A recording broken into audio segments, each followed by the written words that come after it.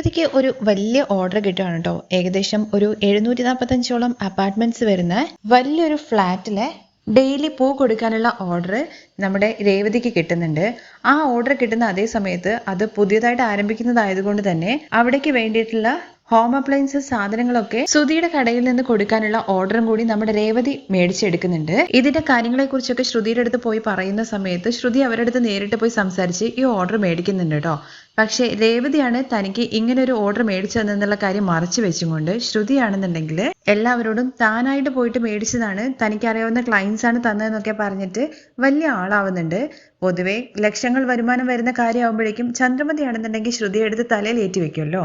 അങ്ങനെ ആ സംഭവങ്ങളൊക്കെ നടന്നുകൊണ്ടിരിക്കുകയാണ്. ഓർഡറൊക്കെ കിട്ടിയ ഭയങ്കര ഉത്സാഹത്തിലാണ് നമ്മുടെ ശ്രുതി ഉള്ളത്. എന്നാൽ ശ്രുതി രേവതിയുടെ ഓർഡർ കെടുക്കാനുള്ള പണി ഒപ്പിച്ചിട്ട് എല്ലാം നഷ്ടപ്പെടുന്നതായിട്ടുള്ള ഒരു എപ്പിസോഡാണ് കേട്ടോ ഇന്ന് നമ്മൾ പറയാൻ വേണ്ടി പോകുന്നത്.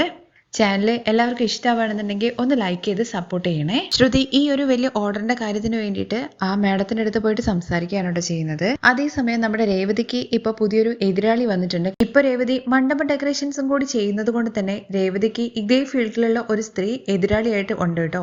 ഇങ്ങനെ ഒരു വലിയൊരു ഫ്ലാറ്റ് അപ്പാർട്ട്മെന്റ്സ് ഒക്കെ വരാൻ വേണ്ടി പോകുന്നുണ്ടെന്നുള്ള കാര്യം മനസ്സിലാക്കിക്കൊണ്ട് അവിടെ എന്തായാലും ഡെയിലി അവർക്ക് പൂ ആവശ്യം ഉണ്ടാവുമല്ലോ. പൂ ആവശ്യമുള്ള വീടുകളിലേക്ക് പൂ കൊടുക്കാൻ വേണ്ടിയിട്ട് ഈ രേവതിയുടെ എതിരാളി അങ്ങോട്ടേക്ക് വരുന്നുണ്ട്. ഈ എതിരാളിയെ നമ്മുടെ ശ്രുതിക്ക് നേരത്തെ അറിയാം. രേവതിക്ക് എന്തെങ്കിലും പണി കൊടുക്കണമെന്നുണ്ടെങ്കിൽ ഇവരെ ഉപയോഗിക്കണമല്ലോ. അതിന് വേണ്ടിയിട്ടുള്ള പരിചയം ഓൾറെഡി നമ്മുടെ ശ്രുതിക്ക് ഉണ്ട് കേട്ടോ. ഇവരെ കാണുമ്പോൾ തന്നെ നമ്മുടെ ശ്രുതിയാണെങ്കിൽ അവിടെ അടുത്ത് സംസാരിക്കാൻ വേണ്ടിയിട്ട് അങ്ങോട്ട് എത്തിയിട്ടുണ്ടല്ലോ.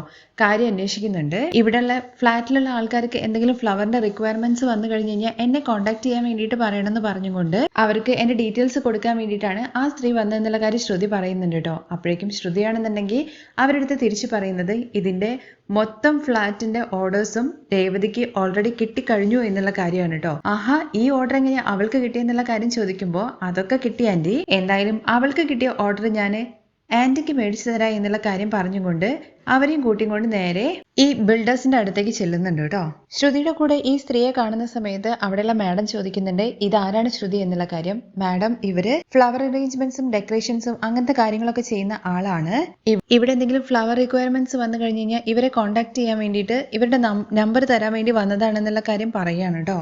അതിന് ഫ്ലവേഴ്സിന്റെ കാര്യങ്ങളൊക്കെ ഓൾറെഡി കൊടുത്തു കഴിഞ്ഞല്ലോ ശ്രുതി എന്നുള്ള കാര്യം ചോദിക്കുകയാണേ. അതിനെക്കുറിച്ച് ശ്രുതിക്ക് അറിയാവുന്നത് കൊണ്ട് തന്നെ നിങ്ങൾക്ക് അവരുടെ അടുത്ത് പറഞ്ഞുകൂടായിരുന്നോ എന്നുള്ള കാര്യം ചോദിക്കുമ്പോൾ ഞാൻ അതിനെക്കുറിച്ച് പറഞ്ഞു. ഇവര് നന്നായിട്ട് ഫ്ലവർ അറേഞ്ച്മെന്റ്സും അതുപോലെ തന്നെ നല്ല കാര്യങ്ങളെല്ലാം ചെയ്യും. അതുകൊണ്ട് നിങ്ങളുടെ അടുത്തൊന്ന് പറഞ്ഞിട്ട് പോവാന്ന് വിചാരിച്ചിട്ട് വന്നതാണ്.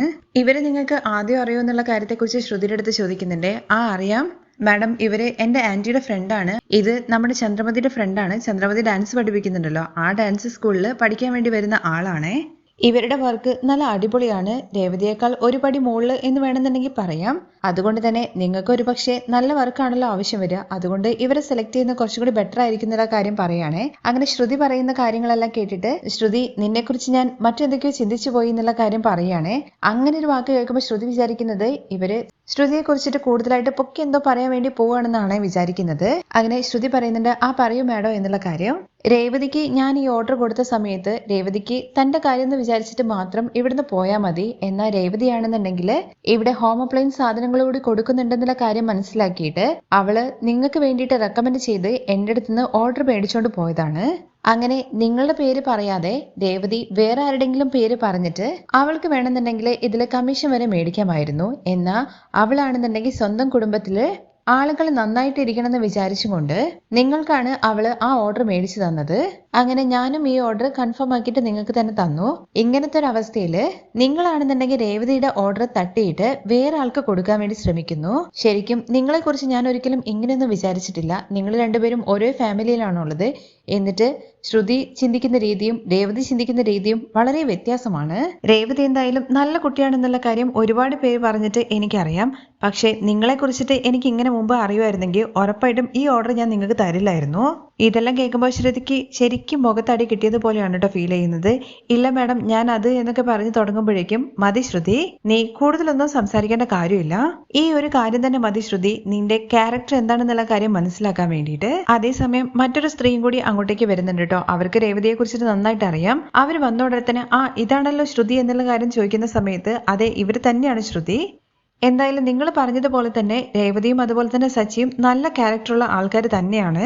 അവര് വളരെ ഇൻട്രസ്റ്റിംഗ് ആയിട്ടുള്ള ആൾക്കാരുണ്ടെന്നൊക്കെ പറയുമ്പോൾ ഇപ്പം തന്നെ അതിനെക്കുറിച്ച് പറയുന്നതെന്നുള്ള കാര്യം ചോദിക്കുമ്പോഴാണ് അവിടെ നടന്ന സംഭവങ്ങളെ കുറിച്ചിട്ട് ആ ബിൽഡേഴ്സിന്റെ ഓണർ അവരുടെ ഫ്രണ്ടിന്റെ അടുത്ത് കാര്യങ്ങളെല്ലാം പറയുന്നത്. ഇത് കേട്ട ഉടനെ തന്നെ ആ സ്ത്രീ ശ്രുതിയുടെ അടുത്ത് ചോദിക്കുന്നുണ്ട്, നിങ്ങൾ എന്താ ശ്രുതി ഇങ്ങനെ? സച്ചിയും രേവതിയും നാട്ടിലെ എല്ലാവരും നന്നായിട്ട് ഇരിക്കണമെന്ന് ആഗ്രഹിക്കുന്ന ആൾക്കാരാണ്. പക്ഷെ നീയും അതുപോലെ തന്നെ നിന്റെ ആന്റിയും എന്താ ഇങ്ങനെ? അത് കഴിഞ്ഞിട്ട് ആ ബിൽഡിംഗ് വർക്കിന്റെ ഓണർ ആണെന്നുണ്ടെങ്കിൽ ആ സ്ത്രീ പറയുന്നുണ്ട്, എന്തായാലും ഇനി ഞാനൊരു തീരുമാനം എടുത്തു കഴിഞ്ഞു. ഈ കോൺട്രാക്ട് എന്തായാലും ശ്രുതിക്കും കൊടുക്കാൻ വേണ്ടിയിട്ട് എനിക്ക് താല്പര്യമില്ല. ഈ കോൺട്രാക്ട് ഞാൻ ഇതാ ഇവിടെ വെച്ചിട്ട് ക്യാൻസൽ ചെയ്യണമെന്നുള്ള കാര്യം പറയുകയാണേ. ഇത് കേട്ട ഉടനെ തന്നെ ശ്രുതിയാണെന്നുണ്ടെങ്കിൽ, അയ്യോ മാഡം എന്താ ഇങ്ങനെ ഒരു തീരുമാനം എടുത്തെന്നുള്ള കാര്യം ചോദിക്കുകയാണേ. നിങ്ങളുടെ കുടുംബത്തിൽ തന്നെ ഇങ്ങനെ ഒരു കാര്യം ചെയ്യുകയാണെന്നുണ്ടെങ്കിൽ ഞങ്ങൾ ഒരു വലിയ ബിസിനസ് ആണ് ആരംഭിക്കുന്നത്. അതിൽ നിങ്ങൾ എന്തെല്ലാം കാണിക്കും എന്നുള്ള കാര്യം എനിക്ക് ഊഹിക്കാവുന്നതേ ഉള്ളൂ. നിങ്ങൾ ഇപ്പോൾ ഇങ്ങനത്തെ ഒരു കാര്യം ചെയ്തിട്ടുണ്ടെന്നുണ്ടെങ്കിൽ ബിസിനസ്സിൽ നിങ്ങൾ എന്തും ചെയ്യും എന്നുള്ള കാര്യം എനിക്ക് മനസ്സിലായി. എന്തായാലും സത്യസന്ധമായിട്ട് കാര്യങ്ങൾ നടത്തുന്ന ആൾക്കാരുമായിട്ട് ഒരു കോൺട്രാക്ട് വെക്കാൻ മാത്രമേ ഞങ്ങൾ ആഗ്രഹിക്കുന്നുള്ളൂ. ഇങ്ങനെ ഒരു ക്യാരക്ടറുള്ള ഒരാൾക്ക് ഓർഡർ കൊടുക്കുന്നതിനോട് എനിക്കൊരു താല്പര്യമില്ല. രേവതി ഈ കാര്യത്തെക്കുറിച്ച് പറഞ്ഞത് കൊണ്ട് മാത്രമാണ് നിങ്ങൾക്ക് ഞാൻ ഈ കോൺട്രാക്ട് തന്നത്. എന്നാൽ ഇപ്പോൾ നിങ്ങൾക്ക് കോൺട്രാക്ട് പിടിച്ചു തന്ന രേവതിയെ തന്നെ തള്ളി താഴെ ഇട്ടിട്ട് മുകളിലേക്ക് വരണമെന്ന് ആഗ്രഹിക്കുന്ന നിങ്ങളുണ്ടല്ലോ, എന്തായാലും വേണ്ട. ഇത് ഒരിക്കലും ശരിയായിട്ട് വരില്ല. ഇപ്പോൾ തന്നെ ഞാൻ ഈ ഓർഡർ ക്യാൻസൽ ചെയ്യണമെന്നുള്ള കാര്യം കൂടി അവർ അറുത്ത് മുറിച്ച് പറയുന്ന പോലെ പറയുന്നുണ്ട്. പക്ഷെ ശ്രുതിയാണെങ്കിൽ അവരുടെ കാല് പിടിക്കാൻ വേണ്ടി ശ്രമിക്കുവാണേ. മാഡം പ്ലീസ് മാഡം, ഒരിക്കലും ഈ കോൺട്രാക്ട് ക്യാൻസൽ ചെയ്യരുത്. വീട്ടിൽ എല്ലാവരുടെ ഞാൻ ഈ കാര്യത്തെക്കുറിച്ച് പറഞ്ഞു. ഇതിനെക്കുറിച്ച് സംസാരിക്കാൻ വേണ്ടിയിട്ടാണ് ഞാൻ ഇങ്ങോട്ട് വന്നതെന്നൊക്കെ പറയുമ്പോൾ അതൊക്കെ നിങ്ങളുടെ വിഷയമാണ്. നിങ്ങൾ കൂടുതൽ ഇവിടെ നിന്ന് സംസാരിക്കണമെന്നില്ല, ഇപ്പം തന്നെ ഇറങ്ങിക്കോളൂ എന്ന് പറഞ്ഞിട്ട് ശ്രുതി അവിടുന്ന് ആട്ടി ഇറക്കുന്നത് പോലെയാണ് കേട്ടോ ആ സ്ത്രീ അവിടുന്ന് പറഞ്ഞു വിടുന്നത്. നിങ്ങൾ പറഞ്ഞ കൊട്ടേഷനേക്കാൾ കുറഞ്ഞ വിലയിൽ ഞങ്ങൾക്ക് ഒരുപാട് ആൾക്കാർ കൊട്ടേഷൻ തന്നിട്ടുണ്ട്. എന്തായാലും നിങ്ങളില്ലെങ്കിലും ഞങ്ങൾക്ക് ബിസിനസ് ചെയ്യാൻ വേണ്ടി പറ്റും.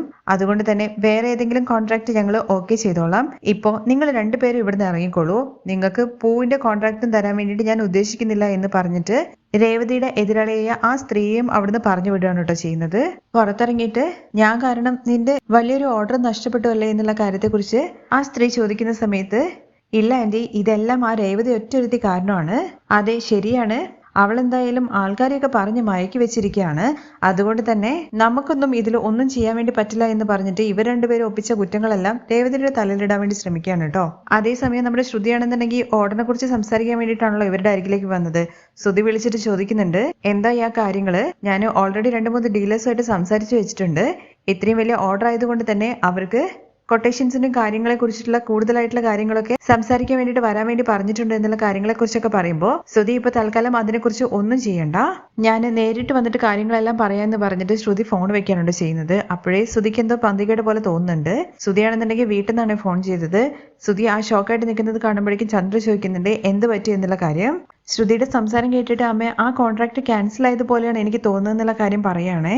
അല്ലെങ്കിലും ശ്രുതി തുടങ്ങിയ ഒരു കാര്യം മര്യാദയ്ക്ക് നല്ലപോലെ ആവില്ല എന്നുള്ള കാര്യമൊക്കെയാണ് കേട്ടോ ചന്ദ്ര ഇപ്പൊ പറയുന്നത്. കാരണം ശ്രുതി അത്രയും വലിയൊരു ഓർഡർ കൊണ്ടു തന്നു എന്നുള്ള കാര്യം കേട്ടപ്പോൾ ശ്രുതിയെ തലയിലേറ്റി വെച്ചിട്ടുണ്ടായിരുന്നു. പക്ഷെ ഇപ്പോ ഓർഡർ കൈവിട്ട് പോകുന്നുള്ളൊരു സൂചന കിട്ടിയപ്പോഴേക്കും ശ്രുതി എടുത്തിട്ട് താഴേക്ക് ഇടുന്നുണ്ടേ.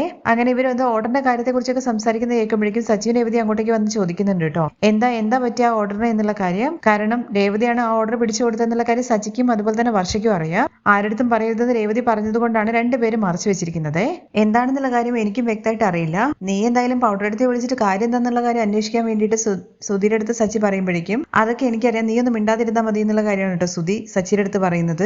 എന്തായാലും ഈ കോൺട്രാക്ട് ക്യാൻസൽ ആയി കഴിഞ്ഞാൽ സച്ചിക്ക് ഭയങ്കര സന്തോഷമാവുമല്ലോ. എന്തായാലും നിന്റെ ഭാര്യയ്ക്ക് ഈ കോൺട്രാക്ട് കിട്ടിയതുകൊണ്ട് നിന്റെ ഭാര്യ എത്രയും വേഗം തന്നെ രക്ഷാധിപതി ആവുമല്ലോ എന്നുള്ള കാര്യങ്ങളെ കുറിച്ചൊക്കെ ചോദിച്ചിട്ട് പരസ്പര വിരുദ്ധമായിട്ടൊക്കെയാണ് കേട്ടോ നമ്മുടെ സുധി സംസാരിക്കുന്നത്. ഇവൻ ഒരുത്തൻ എന്ത് പറഞ്ഞു കഴിഞ്ഞാൽ ഇങ്ങനെയൊക്കെയാണല്ലോ പറയാന്നുള്ള രീതിയിൽ സച്ചി പിന്നെ ഒന്നും മിണ്ടാതിരിക്കുകയാണ് കേട്ടോ. അത് കഴിഞ്ഞ് അങ്ങോട്ടേക്ക് ശ്രുതി കയറി വരുന്നുണ്ട്.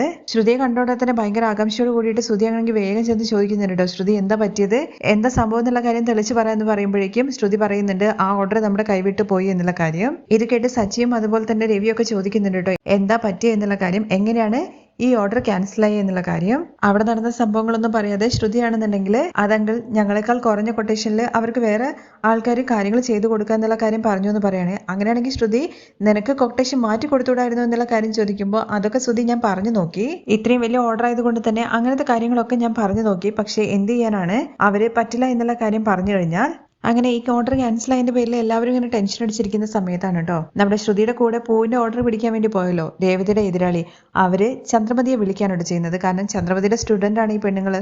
വിളിച്ചിട്ട് പറയുന്നുണ്ട്, നിങ്ങളുടെ മരുമകളുടെ അടുത്ത് സോറി പറയൂ, ഞാൻ കാരണമാണ് അവൾക്ക് ഈ ഓർഡർ ക്യാൻസൽ ആയത്. നിങ്ങൾ എന്താ ചെയ്തെന്നുള്ള കാര്യം ചന്ദ്രമതി ചോദിക്കുന്ന സമയത്ത് ഞാൻ അവിടുത്തെ പൂ ഓർഡർ കിട്ടുമോ എന്നുള്ള കാര്യത്തെക്കുറിച്ച് അറിയാൻ വേണ്ടി പോയതാണ്. അവിടെ ചെന്നതിന് ശേഷമാണ് രേവതി കാരണമാണ് ശ്രുതിക്ക് ഈ ഓർഡർ കിട്ടിയെന്നുള്ള കാര്യത്തെക്കുറിച്ച് മനസ്സിലായത്. രേവതിയുടെ ഓർഡർ ക്യാൻസൽ ചെയ്തിട്ട് ആ ഓർഡർ എനിക്ക് തരാൻ വേണ്ടിയിട്ട് ശ്രുതി പറഞ്ഞ സമയത്താണ് അവർക്ക് ശ്രുതിയെ കുറിച്ചിട്ടുള്ള ഇംപ്രഷൻ പോവുകയും ആ ഓർഡർ ക്യാൻസൽ ആവുകയും ചെയ്തത്. അപ്പോഴാണ് നമ്മുടെ ചന്ദ്രമതി അറിയുന്നത്, എന്താ നിങ്ങൾ പറഞ്ഞത് രേവതിയാണ് ഈ ഓർഡർ പിടിച്ചു കൊടുത്തത് എന്നുള്ള കാര്യമോ. ഇത് കേട്ട ഉടനെ തന്നെ സച്ചിയാണെന്നുണ്ടെങ്കിൽ പുറത്തിങ്ങനെ പറയുന്നുണ്ട്, ഇപ്പോഴാണ് കറക്റ്റ് വഴി കൂടെ വരുന്നത്. അങ്ങനെ ചന്ദ്രമതി ഫോൺ വെച്ചതിന് ശേഷം ശ്രുതിയുടെ അടുത്ത് ചോദിക്കുന്നുണ്ട് കേട്ടോ, രേവതിയാണോ നിനക്ക് ഈ ഓർഡർ മേടിച്ചു തന്നെ എന്നുള്ള കാര്യം. അത് ആന്റി എന്നൊക്കെ പറഞ്ഞിട്ട് ശ്രുതി ഉരുണ്ട് കളിക്കുമ്പോഴേക്കും നമ്മുടെ വർഷയാണെന്നുണ്ടെങ്കിൽ അങ്ങോട്ടേക്ക് വന്നിട്ട് പറയുന്നുണ്ട്, ആന്റി ഞാൻ കാര്യങ്ങൾ വ്യക്തമായിട്ട് പറഞ്ഞു തരാം. ആന്റി, ഈ ഓർഡർ രേവതി ചേച്ചി അങ്ങോട്ട് ചോദിച്ചിട്ട് ഇവർക്ക് മേടിച്ചു കൊടുത്ത ഓർഡറാണ്. ഞാൻ മനസ്സിലാക്കിയെടുത്തോളം എന്തായാലും രേവതി ചേച്ചിയുടെ ഓർഡർ കെടുത്താൻ വേണ്ടി നോക്കിയ സമയത്തായിരിക്കും ഇവരുടെ ഓർഡർ ക്യാൻസലായി പോയിട്ടുണ്ടാവുക. വർഷേ, നീ പറഞ്ഞത് കറക്റ്റ് തന്നെയാണ്. ഇവള് പോയിട്ട് രേവതിയുടെ ഓർഡർ ചിന്താമണി എന്ന് പറയുന്ന ആ സ്ത്രീക്ക് മേടിച്ചു കൊടുക്കാൻ വേണ്ടി നോക്കി. അതിൽ നിന്ന് തന്നെ അവർക്ക് ഇവളുടെ ക്യാരക്ടർ എന്താന്നുള്ള കാര്യം മനസ്സിലായിട്ടുണ്ടാവും. അതുകൊണ്ടാണ് മൊത്തം ഓർഡർ ക്യാൻസൽ ആയത്. അല്ലാതെ ഇവള് പറയുന്നത് പോലെ ആളുകള് വേറെ താഴെ കൊട്ടേഷൻ കൊടുത്തത് കൊണ്ടൊന്നുമല്ല ഈ ഓർഡർ ക്യാൻസൽ ആയത്. ഇത് കേൾക്കുമ്പോൾ എല്ലാവർക്കും ഭയങ്കരമായിട്ട് ഷോക്കായ പോലെ ആവുന്നുണ്ട്. അത് കഴിഞ്ഞ് നമ്മുടെ രേവതി ആണെങ്കിൽ നന്മമരം പറയുന്നുണ്ട്, ഞാൻ വേണമെന്നുണ്ടെങ്കിൽ അവരുടെ അടുത്ത് പോയിട്ട് സംസാരിക്കണോ ഇതിനെക്കുറിച്ച് എന്നുള്ള കാര്യത്തെക്കുറിച്ച്.